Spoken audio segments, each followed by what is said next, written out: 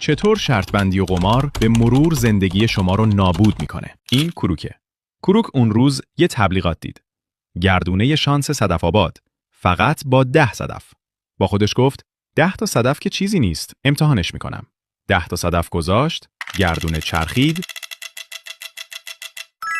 ایستاد روی جایزه 200 صدفی. چشماش برق زد. اون حس شیرین برد زد زیر پوستش. دوباره بازی کرد، باخت. بازم بازی کرد، باخت. برای بار 4م بازی کرد. برد. این بار 50 صدف. کروک با لبخند گفت فهمیدم. یه الگویی داره. فقط باید قلقشو بدونی.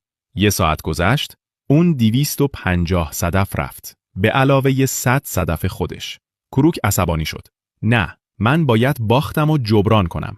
نگاه کرد به حسابش. فقط 1000 صدف مونده بود. اونم پول اجاره خونه بود. با خودش گفت اگه با این 1000 تا صدف بازی کنم و ببرم، همه ضررهام جبران میشه. گردونه چرخید،